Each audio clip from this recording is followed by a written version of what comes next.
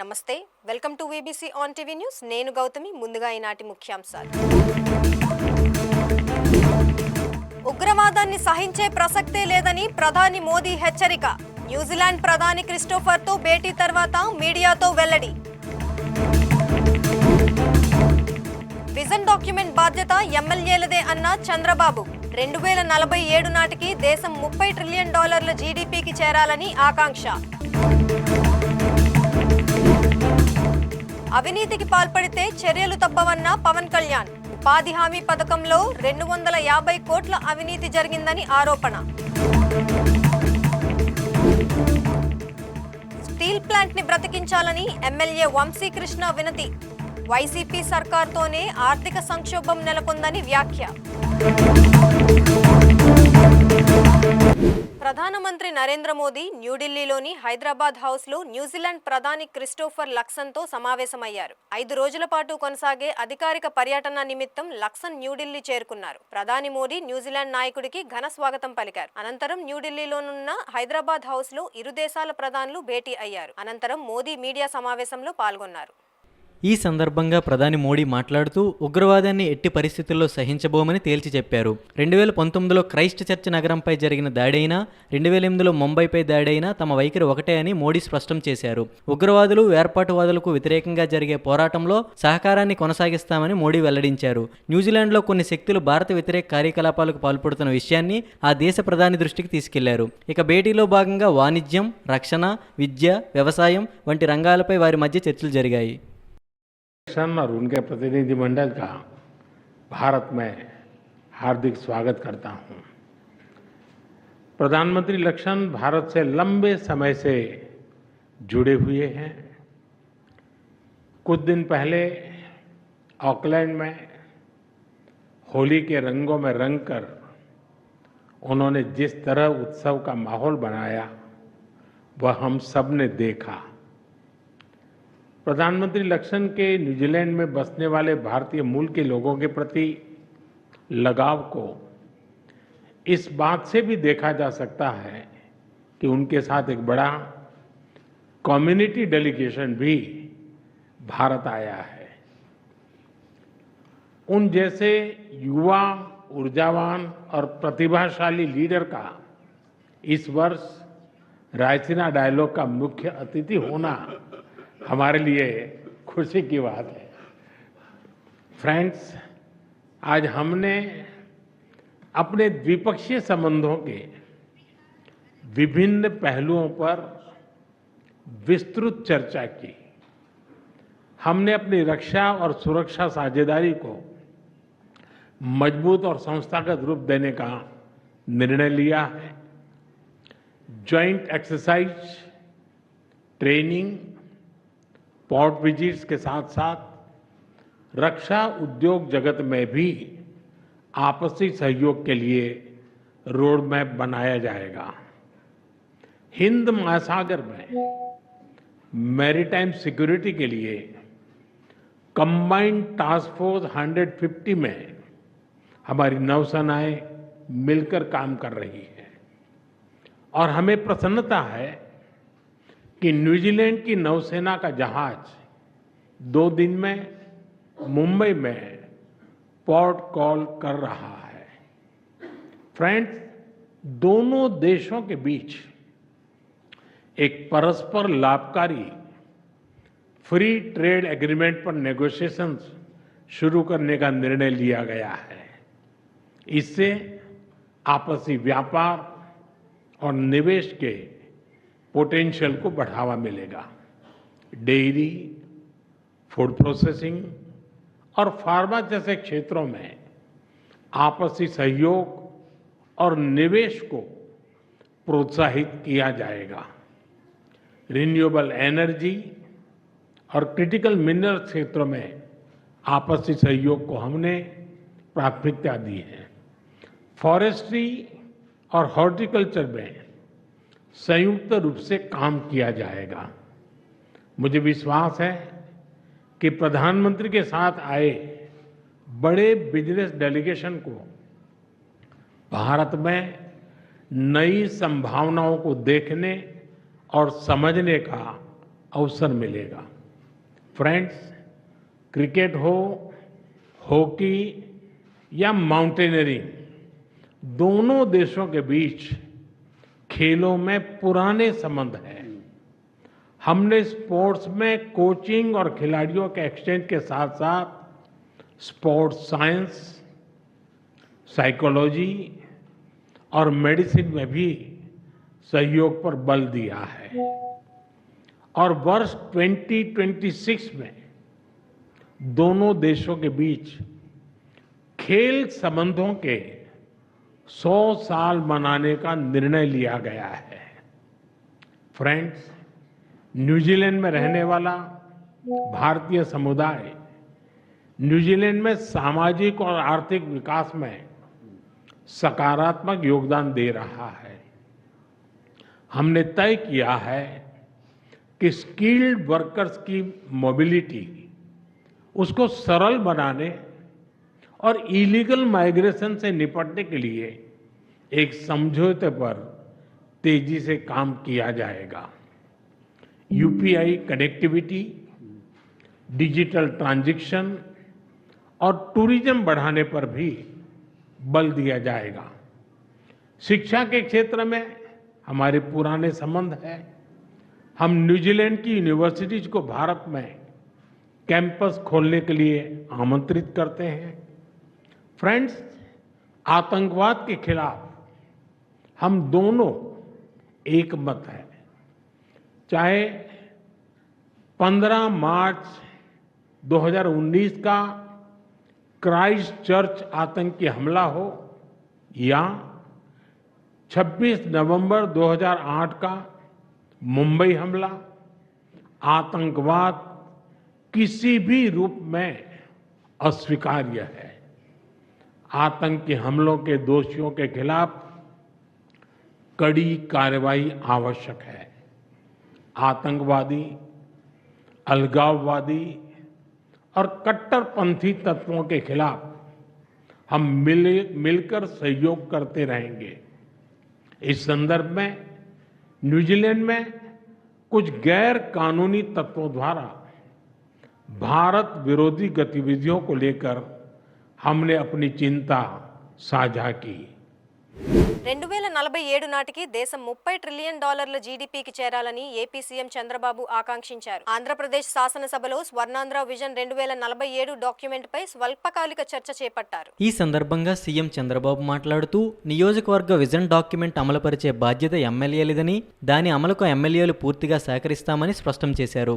2047 కల్లా రాష్ట్రం తలసరి ఆదాయం 55 లక్షలు సాధించేలా విజన్ డాక్యుమెంట్ రూపొందించడం జరిగిందని తెలిపారు. అప్పటికల్లా 2.4 ట్రిలియన్ల ఆర్థిక వ్యవస్థకు ఏపీ చేరాలని అసెంబ్లీలో తెలియజేశారు. ప్రస్తుత ఆర్థిక సంవత్సరంలో 17.11% మేర వృద్ధి రేటు సాధించేలా లక్ష్యం పెట్టుకున్నామని, వికసిత్ భారత్ 2047ను ప్రధాని మోడీ అమలు చేస్తున్నారని, పేదరిక నిర్మూలన వంటి 10 సూత్రాలను లక్ష్యంగా పెట్టుకుని రంగాల వారీగా ఎప్పటికప్పుడు ప్రణాళికలు రూపొందించడం జరుగుతుందని, జిల్లాల వారీగా ఆర్థిక పరిస్థితులను అధ్యయనం చేసి వాటికి అనుగుణంగా ప్రణాళికలు చేస్తున్నామని తెలిపారు.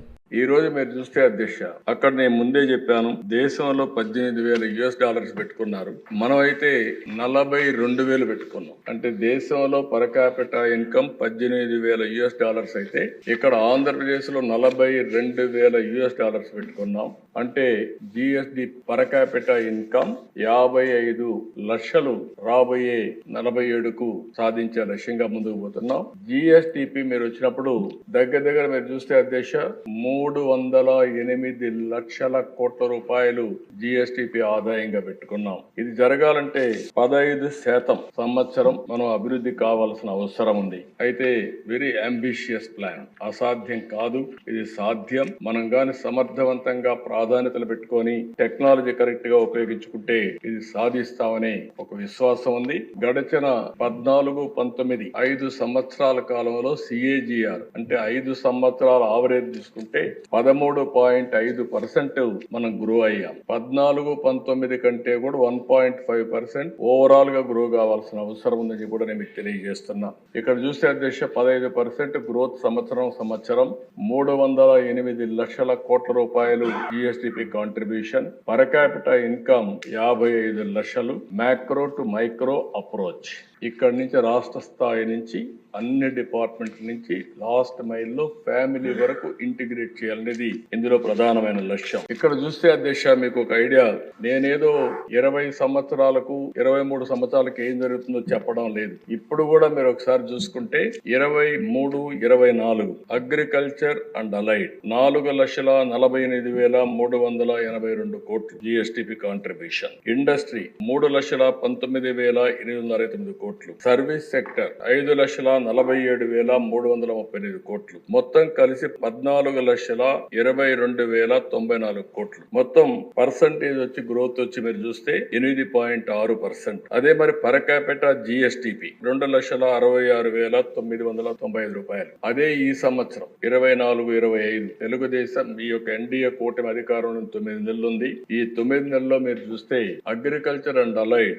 5,12,482 కోట్లు పెరిగింది. ఇండస్ట్రీ 3,40,387 కోట్లు పెరిగింది. సర్వీస్ సెక్టర్ 6,12,045 కోట్లు పెరిగింది. మొత్తం కలిసి 15,93,062 కోట్ల రూపాయలు. ఇక్కడ గ్రోత్ రేట్ వచ్చి 12.02. పర్ క్యాపిటా ఇన్కమ్ మీరు చూస్తే 2,98,058 రూపాయలు. ఈ సంవత్సరం అంటే లాస్ట్ ఇయర్ కంటే 32,000 దగ్గర పెరిగే అవకాశం వచ్చింది. ఇక్కడ నుంచి మళ్ళీ మీరు చూస్తే 25-26కి 17% గ్రోత్ పెట్టుకున్నాం. ఎందుకంటే కొంచెం ఈ సంవత్సరం అంతా గానీ అన్ని రంగాల్లో స్ట్రీమ్ లైన్ చేయగలిగితే వస్తున్నది ఒక నమ్మకం. అందుకనే 17% పెట్టుకున్నాం. దానివల్ల GSTP 18,65,704 కోట్లు రావాలి. అగ్రికల్చర్, ఇండస్ట్రీ, సర్వీస్ ఏ విధంగా వస్తాయని కూడా పెట్టాం. 3,47,871 రూపాయలు తలసరి ఆదాయం. 26-27కి మీరు చూస్తే 21,67,606. దానికి అనుగుణంగా అలొకేషన్స్ పెట్టుకున్నాం. Growth rate 16.18. దాని మీద 4,03,178 రూపాయలు తలసరి ఆదాయం. 27-28కి వచ్చినప్పుడు 25,19,359 కోట్ల రూపాయలు GSTP. TR వచ్చి గ్రోత్ రేట్ వచ్చి 16.23. Per capita 4,67,795. 28-29 29,29,402 కోట్లు GSTP. 16.28 growth rate. అదే మరిగా పర్ క్యాపిటా ఇన్కమ్ 5,42,985. ఇది రాష్ట్రంలో ఉండే ఫిగర్స్ ఇవి. మీ నియోజకవర్గాల్లో కొన్నిట్లో ఎక్కువ ఉంది, కొన్నిట్లో తక్కువ ఉంది. దానికి కారణం హిస్టారికల్ గా వచ్చిన రీజన్స్. అక్కడ సోషియో ఎకనామిక్ పొలిటికల్ రీజన్స్ ఉంటాయి. దాని వల్ల ఈ రోజు ఆ పరిస్థితిలో ఉన్నాం. ఈ రోజు మా బాధ్యత 2,60,995 నుంచి 5,42,905 రూపాయలు పర్ క్యాపిటా ఇన్కమ్ సాధించే బాధ్యత మాది. మీ నియోజకవర్గాల్లో మీకు ఇచ్చిన టార్గెట్ సాధించే బాధ్యత మీకు కూడా ఉంది. ఈ విషయాన్ని మీరు గుర్తుపెట్టుకోవాల్సిన అవసరం ఉంది. నాకు కూడా 2 బాధ్యతలు ఉన్నాయి. నా కాన్స్టిట్యున్సీ చూసుకుంటేనే రాష్ట్రం చూసుకోవాలి. ఆ విషయం కూడా దాంట్లో సందేహం లేదు. ఏపీ ఉపాధి హామీ పథకంలో గత వైసీపీ ప్రభుత్వ హయాంలో భారీగా అవినీతి జరిగిందని డిప్యూటీ సీఎం పవన్ కళ్యాణ్ అసెంబ్లీలో ఆరోపించారు. ఉపాధి హామీ నిధుల దుర్వినియోగంపై అసెంబ్లీలో జరిగిన ప్రశ్నోత్తరాల సమయంలో ఆయన మాట్లాడారు. మొత్తం 250 కోట్ల రూపాయల అవినీతి జరిగినట్లు అధికారులు ఇచ్చిన నివేదికల ద్వారా వెల్లడైందని పవన్ పేర్కొన్నారు.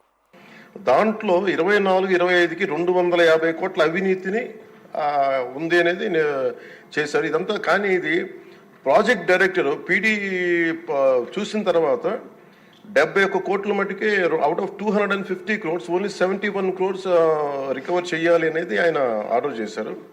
దేనికంటే గౌరవ సభ్యులందరూ చెప్తున్న దాంట్లో మనకు అవినీతి జరిగిందని తెలుసు. అక్కడ అందరూ మస్తర్లో ఫాల్స్గా చేశారు, పనులు చేయకుండా రిజిస్టర్ చేసుకున్నారు, లేదంటే జేసీబీలు పెట్టి చేశారు, ఇవన్నీ ఉంటాయి. కానీ ఎక్కడా కూడా ప్రూఫ్కి దొరకలేదు. సో దానివల్ల just lack of evidence only out of 250 crores only we could recover. అంటే రికవరీకి ఆదేశం చేసింది 71 కోట్లు. As on now 75.84 lakhs have been recovered, అధ్యక్ష. ప్రభుత్వం ఇప్పటివరకు 564 మండలాల్లో ఉపాధి హామీ పనులపై సోషల్ ఆడిట్ నిర్వహించిందని తెలిపారు. ఈ పరిశీలనలో అనేక అవకతవకలు బయటపడ్డాయని, ఉపాధి హామీ కింద ఖర్చు చేసిన నిధులపై అనుమానాస్పద లావాదేవీలు జరిగినట్లు గుర్తించామన్నారు. రాష్ట్ర వ్యాప్తంగా పథకం ద్వారా వచ్చిన నిధులు లబ్ధిదారులకు చేరకుండా కొందరు మధ్యవర్తుల చేతుల్లోకి వెళ్లాయని డిప్యూటీ సీఎం ఆరోపించారు. ఇప్పటికే మొదలైన ఆడిట్ ప్రక్రియను మరింత వేగవంతం చేసి ఈ నెలాఖరులోగా మిగిలిన మండలాల్లో కూడా పూర్తి చేస్తామని తెలిపారు. ఉదాహరణకి 24-25లో అబ్జెక్షనబుల్ ఎక్స్పెండిచర్, అంటే ఇది అవినీతికి దారి చూపిస్తుందని చెప్పి దాదాపు 250 కోట్ల అవినీతి జరిగింది అని చెప్పేసి సోషల్ పీపుల్స్ ఆడిట్ ఫోరం నుంచి మనం దాదాపు ఇప్పటికీ 546 మండలాల్లో మనం సోషల్ ఆడిట్ చేసాం ఇప్పటిదాకా ఆడిట్ ఫోరం. ఇంకొక మిగతా మండలాలు 665లో 546 చేసాం అధ్యక్ష. మార్చి 31కి అయిపోతుంది. రాష్ట్రంలోని అన్ని జిల్లాల్లో ఉపాధి హామీ పనులను సమీక్షించి అవినీతికి కారణమైన అధికారులపై కఠిన చర్యలు తీసుకుంటామని వెల్లడించారు. భవిష్యత్తులో ఎలాంటి అక్రమాలు జరగకుండా పకడ్బందీ చర్యలు తీసుకుంటామని ఆయన హామీ ఇచ్చారు. ఇక ఉపాధి హామీ కూలీలకు వేతనాలు పెంపు అంశం అనేది కేంద్రం పరిధిలో ఉంటుందని పవన్ వెల్లడించారు. జాతీయ ఉపాధి హామీ పథకంలో అవకతవకలు ఎవరైతే చేస్తున్నారో వాటిని జరగకుండా నిలువరించాల్సిన వ్యక్తి అతనే అవినీతికి పాల్పడ్డాడు అధ్యక్ష. అందుకని వెంటనే అతన్ని తీసి పక్కన పెట్టేసి మినిమం వేజ్ పెంచాలి. ఇదనంటే wage rate revision central government కింద ఇప్పుడు 25-26కి ఎంత పెంచాలి అనేది as on for minimum wage 300 రూపాయలు అధ్యక్ష. 24-25 మనం అందరూ గుర్తుపెట్టుకోవాల్సింది, గౌరవ సభ్యులు కూడా, ఇది సెంట్రల్ గవర్నమెంట్ ఇచ్చేది కానీ ఇది మనం రాష్ట్ర ప్రభుత్వం నుంచి వచ్చేది కాదు. అందువల్ల వేజ్ కాంపౌండ్ మనం డిసైడ్ చేయం అధ్యక్ష. అది సో యాజ్ ఆన్ టుడే ఇది 24-25కి 300 రూపాయలు. దీన్ని ఆ రివిజన్కి 25-26కి కేంద్ర ప్రభుత్వం దాని మీద సంసిద్ధంగా ఉన్నారు చేయడానికి. విశాఖ స్టీల్ ప్లాంట్ పై నేడు అసెంబ్లీలో విశాఖ దక్షిణ నియోజకవర్గ ఎమ్మెల్యే వంశీకృష్ణ శ్రీనివాస్ మాట్లాడుతూ విశాఖ ఉక్కు ఆంధ్రుల హక్కుతో మొదలై ఎంతో మంది ప్రాణత్యాగాలు చేశారని, ఈ ప్లాంట్ దేశంలోనే అత్యుత్తమమైనదని, కానీ ఇప్పుడు ఈ ప్లాంట్ ఆర్థిక సంక్షోభానికి గురైందని, దీనికి ఎన్నో కారణాలు ఉన్నాయని, గత ప్రభుత్వం కూడా ఒక కారణమని ఆయన తెలిపారు. కూటమి ప్రభుత్వం వచ్చాక ముఖ్యమంత్రి ఉప ముఖ్యమంత్రి కృషితో కేంద్ర ప్రభుత్వం 11,450 కోట్ల నిధులు కేటాయించడం జరిగిందని అసెంబ్లీలో తెలియజేశారు. రాష్ట్రంలో కాకుండా దేశంలోనే గర్వించదగ్గ ప్లాంట్ అని, దీనిని కాపాడుకోవలసిన బాధ్యత ఉందని అన్నారు. ప్లాంట్ సరిగ్గా నడవకపోవడానికి కారణం ముడి సరుకేనని, ఈ సంక్షోభానికి ముఖ్య కారణం సొంత గనులు కేటాయించకపోవడమేనని పేర్కొన్నారు. దేశంలో ఉన్న ఇతర ప్లాంట్లకు సొంత గనులు కేటాయిస్తున్నారు, కానీ ప్రభుత్వ ఆధీనంలో ఉన్న ప్లాంట్ కి మాత్రం సొంత గనులు ఇవ్వడం లేదని ఆవేదన వ్యక్తం చేశారు. తమ ప్రభుత్వం వచ్చాక ప్రజలలో నమ్మకం పెరిగిందని, కాబట్టి కేంద్ర ప్రభుత్వం దీనికి సొంత గనులు కేటాయించి ఈ ప్లాంట్ ని బ్రతికించాలని ఆయన కోరారు. చాలాసార్లు సభలో కూడా చర్చ జరిగింది కాబట్టి వంశీకృష్ణ. ధన్యవాదాలు అధ్యక్ష. విశాఖ ఉక్కు ఆంధ్రుల హక్కుతో ప్రారంభమై ఎంతోమంది మహానుభావులు దీన్ని సాధించడం జరిగింది. అమృతరావు గారు లాంటి ప్రాణత్యాగం, అలాగే చెన్నేటి విశ్వనాథం గారు లాంటి వారి కృషి ఎంతో ఉంది అధ్యక్ష. అయితే అధ్యక్ష, ఈ ప్లాంటు దేశంలోనే అత్యుత్తమైన ప్లాంట్ అధ్యక్ష. అయితే ఈరోజు ఈ ప్లాంటు ఆర్థిక సంక్షోభంలో ఉంది అధ్యక్ష. ఈ ఆర్థిక సంక్షోభంలో ఉండడానికి అనేక కారణాలు ఉన్నాయి అధ్యక్ష. మరి గత ప్రభుత్వం కూడా ఈ యొక్క ఆర్థిక సంక్షోభానికి ఒక కారణం అధ్యక్ష. అయితే మన ప్రభుత్వం వచ్చిన తర్వాత గౌరవ ముఖ్యమంత్రి గారు, అలాగే ఉప ముఖ్యమంత్రి గారు, అలాగే లోకేష్ గారు, అలాగే మా ఎంపీలు గారు, అలాగే మా అందరూ కూడా కృషితో ఈరోజు దానికి నిధులు 11,450 కోట్లతో పాటు అంతకుముందు కూడా ఒక 1,650 కోట్లు కూడా నిధులు ఇవ్వడం జరిగింది అధ్యక్ష. వారికి ప్రత్యేకమైన ధన్యవాదాలు అధ్యక్ష. ఈ రాష్ట్రంలో కానీ దేశంలో గర్వించదగ్గ ప్లాంట్ కాబట్టి దీన్ని కాపాడుకోవాల్సిన బాధ్యత మన మీద ఉంది అధ్యక్ష. అయితే ఒక నమ్మకాన్ని ఇవాళ ప్రజలకి ఇవ్వడం జరిగింది అధ్యక్ష. మన ప్రభుత్వం వచ్చిన తర్వాత ఈ ప్లాంట్ని కాపాడుకుంటున్నామని చెప్పేసి, సో దీనికి ప్రత్యేకంగా పేరున ధన్యవాదాలు తెలియజేస్తూ అధ్యక్ష, ఈ సంక్షోభానికి కారణం ముడిసరుకు. అంటే 2002 నుంచి 2014 వరకు కూడా అద్భుతంగా నడిచినటువంటి ఈ ప్లాంటు ఇవాళ ఈ పరిస్థితికి కారణం ముడిసరుకు ప్రాబ్లమే మేజర్గా అధ్యక్ష.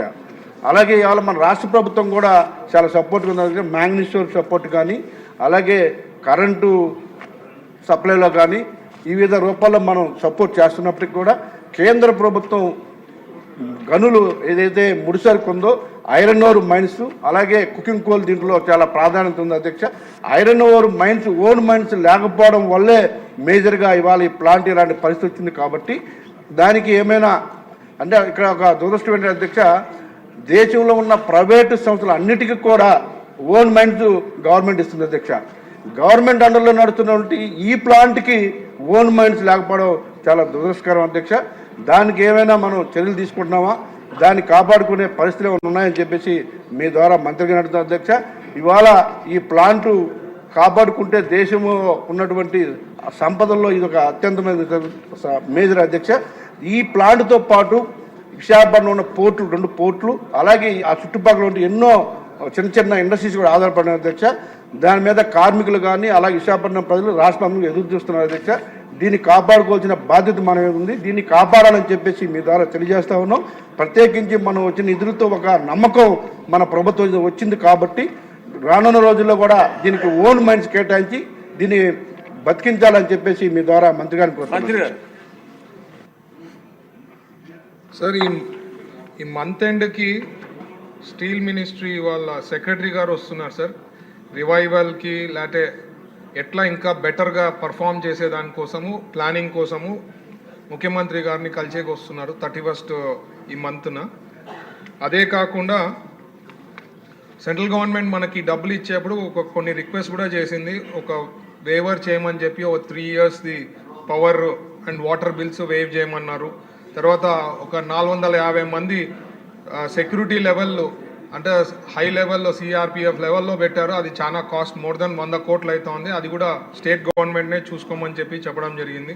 ఇదే కాకుండా క్యాప్టివ్ మైన్కి అది కూడా వర్కౌట్ చేస్తున్నాం అధ్యక్ష.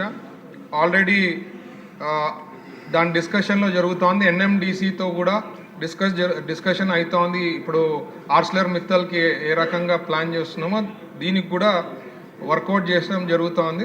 సో ఇవన్నీ దృష్టిలో పెట్టుకొని ఖచ్చితంగా ఈ ప్యాకేజ్ మరీ ఇంకోసారి ఇట్లా ప్రాబ్లం రాకుండా ఉండే చూసుకునే బాధ్యత సెంట్రల్ గవర్నమెంట్ స్టేట్ గవర్నమెంట్ కూడా ఫుల్ కోఆపరేషన్లో ఉంటుంది. Thank you. ప్రశ్నోత్తరాల సమయం ముగిసింది. మంత్రులకి చిన్న విజ్ఞప్తి. ఇందాక సబ్జెక్ట్ వచ్చింది, రవికుమార్ గారు కాగితాలు అందలేదన్నారు. చాలా సబ్జెక్ట్స్కి సమాధానం ఏదైతే మీరు బ్రీఫ్గా అవును కాదు అని ఉందో ఆ షీటే వస్తుంది తప్ప చాలా మంత్రివర్గ శాఖల నుంచి ఆ సమాధానం డీటెయిల్డ్గా రావట్లా. కొన్నేమో సభ నడుస్తూ ఉంటే ప్రశ్నోత్తరాల సమయం నడుస్తూ ఉంటే వస్తున్నాయి. మాకు అందిన సమాచారం అక్కడ ప్లేస్ చేయడం జరుగుతుంది. ఎవరైనా సరే సభ్యులు అందకపోతే అక్కడ తీసుకోవచ్చు. కానీ మేము కూడా ఆ మంత్రివర్గ శాఖల నుంచి తొందరగా పంపించమని చెప్పి రిమైండ్ చేస్తాం. మేము రిమైండ్ చేసినా రాకపోతే ఆ సంబంధిత అధికారుల మీద సంబంధిత మంత్రులు మరి చర్యలు తీసుకోవడానికి కూడా వెనుకాడకూడదు. ఎందుకంటే సభ్యులకి సమాధానం చెప్పవలసిన బాధ్యత మా మీద ఉంది కాబట్టి ఇందులో భాగస్వాములు మీరని చెప్పి సభాముఖంగా తెలియజేయడం జరుగుతుంది. మా సైడ్ నుంచి కలెక్షన్లో కానీ ఇక్కడ అందరికీ అందజేయటంలో కానీ ఎటువంటి లోపం లేకుండా మా వంతు. ఆంధ్రప్రదేశ్లో ప్రైవేట్ యూనివర్సిటీల ఏర్పాటును తమ ప్రభుత్వం స్వాగతిస్తోందని మంత్రి నారా లోకేష్ మండలిలో పేర్కొన్నారు. అసెంబ్లీ బడ్జెట్ సెషన్లో భాగంగా మండలిలో మంత్రి నారా లోకేష్ మాట్లాడారు. 2016లో ఆనాటి ప్రభుత్వం ప్రైవేట్ యూనివర్సిటీస్ ఎస్టాబ్లిష్మెంట్ కోసం ప్రత్యేక చట్టం తీసుకొస్తాం జరిగింది అధ్యక్ష. దాంట్లో భాగంగా మీరు చూస్తే విట్ ఎస్ఆర్ఎం, సెంచూరియన్ యూనివర్సిటీ, క్రియా యూనివర్సిటీ కూడా ఆంధ్ర రాష్ట్రానికి వస్తాం జరిగింది అధ్యక్ష. విట్ ఎస్ఆర్ఎం ఇక్కడ అమరావతిలో వస్తే, సెంచూరియన్ యూనివర్సిటీ ఏకంగా ఉత్తరాంధ్ర విజయనగరంలో వచ్చింది, క్రియా యూనివర్సిటీ నెల్లూరు జిల్లాలో వస్తాం జరిగింది. అంటే అభివృద్ధి వికేంద్రీకరణకి ఆనాడు కూడా మేము కట్టుబడి ఉన్నాం. చేసి చూపించే విధంగా ఇది ఒక ఉదాహరణ అధ్యక్ష. దాని తర్వాత గత ప్రభుత్వం దాదాపు 5 సార్లు ఈ చట్టాన్ని సవరణ చేస్తాం జరిగింది. దాంట్లో భాగంగా బ్రౌన్ ఫీల్డ్ యూనివర్సిటీస్కి ఎక్కువ ప్రాధాన్యత ఇచ్చే దిశగా గత ప్రభుత్వం చేసింది అధ్యక్ష. దాంట్లో మీరు చూస్తే బ్రౌన్ ఫీల్డ్ యూనివర్సిటీస్లో కూడా ఒక 4 యూనివర్సిటీస్ బ్రౌన్ ఫీల్డ్ యూనివర్సిటీస్ అంటే Mohan Babu university, Hanumachari university, Godavari global university, Aditya university, ఈ 4 యూనివర్సిటీస్ కూడా బ్రౌన్ ఫీల్డ్ యూనివర్సిటీ కింద వస్తాం జరిగింది అధ్యక్ష. కానీ అధ్యక్ష మీరు చూస్తే ఈ యాక్ట్లో చేసిన సవరణల వల్ల ఇంకా ఆంధ్ర రాష్ట్రంలో గ్రీన్ ఫీల్డ్ ప్రైవేట్ యూనివర్సిటీస్ రాకుండా ఉంది అధ్యక్ష. అంటే ఇది ఎందుకు చెప్తున్నానంటే ఈ యాక్ట్ యూజీసీ రెగ్యులేషన్స్కి విరుద్ధంగా ఉంది. నాకు కొంచెం వివరాలు చెప్తాను. ప్రధానమైనది ఏంటంటే ఈ యాక్ట్లో ఏం చెప్పారంటే compulsory joint certification of degrees అనేది మ్యాండేటరీగా పెట్టారు. సో దాంతో ఏమవుతుందంటే అధ్యక్ష minimum 30% of the course foreign యూనివర్సిటీస్తో టైప్ అయిన యూనివర్సిటీలో 30% అక్కడికి వెళ్ళి చదవాలని ఉంది అధ్యక్ష. కానీ యూజీసీ ఏం చెప్తుందంటే ఒకవేళ ఒప్పందం చేయాలంటే కంపల్సరీగా నాక్ అక్రెడిటేషన్ ఉండాలి ఆ ఇన్స్టిట్యూషన్స్కి. మినిమం 2 గ్రాడ్యుయేటింగ్ బ్యాచెస్ అన్నా లేదా 6 సంవత్సరాలు ఆఫ్ ఎగ్జిస్టెన్స్ ఉండాలి. అదేవిధంగా కనీసం 1000+ పబ్లికేషన్స్ చేసి ఉండాలి. QS వరల్డ్ ర్యాంకింగ్స్లో institutions must have at least 3 graduating batches అని, NIRF ర్యాంకింగ్స్కి వచ్చేగల కనీసం 3 గ్రాడ్యుయేటింగ్ బ్యాచెస్ ఉండాలని UGC చెప్తుంది. అంటే మనం చేసిన చట్టాలు UGCకి కాంట్రడిక్టరీగా ఉండటం వల్ల మనకి ప్రైవేట్ రంగంలో విశ్వవిద్యాలయాలు రాకుండా పోయినాయి అధ్యక్ష. మనం చూస్తే మనం జరిగిన ఎడ్యుకేషన్ దానిపైన కూడా మనం డిస్కస్ చేసాం. Gross enrolment ratio in higher education చూస్తే అధ్యక్ష ఆంధ్ర రాష్ట్రం 36.5%. అనకాపల్లి జిల్లా ఎస్పీ కార్యాలయం ప్రాంగణంలో గల ఈవీఎం గొడౌన్ను జిల్లా కలెక్టర్, జిల్లా ఎన్నికల అధికారి విజయ్ కృష్ణన్ రాజకీయ పార్టీల ప్రతినిధుల సమక్షంలో తనిఖీ చేశారు. గొడౌన్ త్రైమాసిక తనిఖీలలో భాగంగా గొడౌన్లో భద్రపరిచిన ఈవీఎం మెషిన్లను, సీసీ కెమెరాలు, అగ్నిమాపక పరికరాలను, భద్రతా ఏర్పాట్లను జిల్లా కలెక్టర్ పరిశీలించారు. ఈ కార్యక్రమంలో జిల్లా రెవెన్యూ అధికారి Y Satyanarayanarao, Anakapalli revenue divisional అధికారి Shaik Ayesha, election sector superintendent SSV Naidu, అగ్నిమాపక అధికారులు పాల్గొన్నారు. తెలుగు యూనివర్సిటీ పేరు మార్పు బిల్లుపై తెలంగాణ అసెంబ్లీలో ముఖ్యమంత్రి రేవంత్ రెడ్డి మాట్లాడుతూ పొట్టి శ్రీరాములు తెలుగు యూనివర్సిటీకి సురవరం ప్రతాపరెడ్డి పేరు పెట్టాలని CPI ఎమ్మెల్యే కూనంనేని సాంబశివరావు గతంలో సూచించారు. ఆయన ప్రతిపాదనను తెలంగాణ ప్రభుత్వం పరిశీలించి బిల్లు రూపంలో సభ ముందుకు తీసుకువచ్చింది. పరిపాలనలో భాగంగా కొన్ని పాలనాపరమైన నిర్ణయాలు తీసుకున్నాం. ఉమ్మడి ఆంధ్రప్రదేశ్ ఏర్పాటుకు కృషి చేసిన వారిని స్మరించుకుని వారి పేర్లు పెట్టుకున్నాం. రాష్ట్ర పునర్విభజన తర్వాత గత 10 ఏళ్లుగా ఈ ప్రక్రియ కొనసాగుతోంది. కొన్ని వర్గాలకు కొందరు నేతలు కొన్ని సామాజిక వర్గాల్లో అపోహలు కలిగించే ప్రయత్నం చేస్తున్నారని ముఖ్యమంత్రి మండిపడ్డారు. పొట్టి శ్రీరాములు తెలుగు యూనివర్సిటీగా ఉమ్మడి రాష్ట్రాలలో ఉన్న యూనివర్సిటీని తెలంగాణ రాష్ట్రంలో ఉన్న యూనివర్సిటీకి సురవరం ప్రతాపరెడ్డి గారి పేరును పెట్టుకోవడం జరిగింది. ఇది ఒక వ్యక్తి కోసమో, ఒక కులం కోసమో, ఒక కుటుంబం కోసమో ప్రభుత్వం తీసుకున్న నిర్ణయం కాదు అధ్యక్ష. పొట్టి శ్రీరాములు తెలుగు యూనివర్సిటీ ఆంధ్రప్రదేశ్లో కొనసాగుతుంది. ఇది ఆంధ్రప్రదేశ్ రాష్ట్రంలో మంజూరైన యూనివర్సిటీ. ఆంధ్రప్రదేశ్లో కొనసాగుతున్న తెలుగు యూనివర్సిటీకి పొట్టి శ్రీరాములు గారి పేరు కొనసాగుతుంది. తెలంగాణలో ఉన్న యూనివర్సిటీకి ఈ 4 యూనివర్సిటీల పేర్లు ఏ విధంగా అయితే మనం నామకరణం చేసుకొని ఇక్కడున్న ఈ ప్రాంతంలో నిర్వహించే యూనివర్సిటీలకు కొత్త నామకరణం ఎట్లయితే చేసుకున్నామో, ఈనాడు తెలంగాణ రాష్ట్ర ప్రభుత్వం తెలుగు యూనివర్సిటీ కూడా సురవరం ప్రతాపరెడ్డి గారి పేరు పెట్టుకోవడం జరిగింది. తెలంగాణ రాష్ట్రానికి ప్రత్యేకంగా గుర్తింపు ఉండాలి, యూనివర్సిటీలకు ప్రత్యేక నామకరణం ఉండాలి. ఒకే పేరు మీద 2 ప్రాంతాలలో యూనివర్సిటీలు ఉంటే గందరగోళం వస్తుంది అధ్యక్ష పరిపాలనలో. ఆంధ్రప్రదేశ్ అనేది ఒక ప్రత్యేక రాష్ట్రం, తెలంగాణ అనేది ఇంకొక ప్రత్యేక రాష్ట్రం. ప్రత్యేక రాష్ట్రంగా ఉన్న తెలంగాణలో ఉన్న యూనివర్సిటీలకు ప్రత్యేకమైన నామకరణం ఉండాలన్న ఆలోచనతోనే పొట్టి శ్రీరాములు గారి పేరు స్థానంలో సురవరం ప్రతాపరెడ్డి గారి పేరుని ఈరోజు ప్రతిపాదించారు. తిరుమల శ్రీవారిని ఏపీ స్పీకర్ చింతకాయల అయ్యన్న పాత్రుడు దర్శించుకున్నారు. VIP విరామ దర్శన సమయంలో స్వామివారిని దర్శించుకున్న అయ్యన్న పాత్రుడికి దేవస్థాన అర్చకులు వేదాశీర్వచనం చేసి స్వామివారి తీర్థ ప్రసాదాలను అందజేశారు. ఈ సందర్భంగా స్పీకర్ అయ్యన్న మాట్లాడుతూ రాష్ట్రం సుభిక్షంగా ఉండేలా చూడాలని, ప్రజలు సుఖశాంతోషాలతో ఉండేలా దీవించాలని కోరుకున్నారని తెలిపారు. విభజన సమయంలో గత 5 ఏళ్లలో రాష్ట్రం ఎంతగానో నష్టపోయిందని, భగవంతుని దయతో రాష్ట్రాన్ని అభివృద్ధి చేసుకునే అవకాశం వచ్చిందని తెలియజేశారు. పార్టీలకు అతీతంగా కలిసికట్టుగా కృషి చేసి రాష్ట్రాభివృద్ధికి కృషి చేయాలని కోరుతున్నామన్నారు. శ్రీవారి కళ్యాణం అమరావతిలో అద్భుతంగా జరిగిందని తెలిపారు. 14,000 పంచాయతీలలో పార్టీలకు అతీతంగా ఉగాది పండుగ జరుపుకోవాలని స్పీకర్ అయ్యన్న కోరారు. ఈరోజు స్వామివారి దర్శనం కోసం ప్రత్యేకంగా రావడం జరిగింది. స్వామివారిని దర్శనం చేసుకోవడం జరిగింది చాలా ఆనందంగా. నేను స్వామివారిని కోరుకున్నది ఏంటంటే, నష్టపోయినటువంటి రాష్ట్రాన్ని, ఆంధ్ర రాష్ట్ర ప్రజలని కాపాడవలసిన బాధ్యత వెంకటేశ్వర స్వామికి ఉంది. వారి ఆశీర్వాదం అందరికీ ఉండాలని చెప్పి నేను వారిని మనస్ఫూర్తిగా కోరుకోవడం జరిగింది. అలాగే ఈవేళ ఈ ప్రాంగణంలో, పవిత్రమైన ప్రాంగణంలో నుంచి మాట్లాడుతున్నాను. నేను మీ ద్వారా యాజ్ ఎ స్పీకర్గా, ఆంధ్ర రాష్ట్ర స్పీకర్గా ప్రజలకు కూడా మెసేజ్ ఇస్తున్నాను. ఈవేళ ఆ మెసేజ్ ఏంటంటే, ఇలా ఆంధ్ర రాష్ట్రం ఏ విధంగా నష్టపోయిందో మీకు తెలుసు. విభజన టైంలో కానివ్వండి, లేకపోతే గత 5 సంవత్సరాలు కానీ పెద్ద నష్టం జరిగింది. మళ్ళీ భగవంతుని దయ వల్ల ఈ రాష్ట్రాన్ని బాగు చేసుకునే అవకాశం మనకు వచ్చింది. అంటే ప్రజలందరినీ కోరేదంటే పార్టీలతో సంబంధం లేక అన్ని పార్టీలు కలిపి మన రాష్ట్రం ఇది, అందరిది కలిసి ఒకటే రాష్ట్రం. పార్టీలు వేరవచ్చు, కానీ రాష్ట్రాన్ని కాపాడవలసిన బాధ్యత మన మీద ఉంది. కాబట్టి అన్ని పార్టీ వాళ్ళు కూడా ఈ 5 రాష్ట్రాలు పార్టీలు దృష్టిలో పెట్టుకోకుండా ఆంధ్ర రాష్ట్రాన్ని బాగు చేసుకోవడం కోసం, ఆంధ్ర ప్రజల తాలూకు భవిష్యత్తును బాగు చేసుకోవడం కోసం మనం అందరం ప్రయత్నం చేయవలసిన అవసరం ఉంది. మన మనసులో శుభ్రంగా ఉండి ఆనందంగా ఉండి దేవుడి కళ్యాణం చెయ్యాలని అందరూ ఆశిస్తే ఎక్కడైనా బాగా జరుగుతుంది. దాంట్లో దేవుడికి పార్టీలు ఏంటి, మనకి పార్టీలు ఉన్నాయి. కానీ ఇంకో మెసేజ్ వదలుచుకున్నానండి. ఉగాది వస్తుంది మనకి, రేపు అమావాస్య మరుసటి రోజు ఉగాది. తెలుగువారికి ఉగాది పండగ, తెలుగువారి పండగ పవిత్రమైన పండగ. కానీ గత 5 సంవత్సరాల ఉగాది పండుగ ఎక్కడ చెయ్యలేదు. అంటే మీ ద్వారా పిలిపిస్తున్న ఆంధ్ర రాష్ట్రంలో సుమారు 14,000 పంచాయతీలు ఉన్నాయి. 14,000 పంచాయతీలు పార్టీలకు అతీతంగా అందరూ కలిసి ఉగాది పూజ చేయండి, శ్రావణ పంచాంగం చేయండి, అందరినీ కూర్చోబెట్టి ఉగాది పచ్చడిచ్చి అందరినీ ఆశీర్వదించండి. తప్పనిసరిగా ప్రతి గ్రామంలో కూడా ఉగాది వేడుకలు జరగాలని చెప్పి మీ ద్వారా అందరినీ కోరుకుంటున్నాను. ఈ వార్తలు ఇంతటితో సమాప్తం. మరిన్ని విశేషాలతో మళ్ళీ కలుసుకుందాం.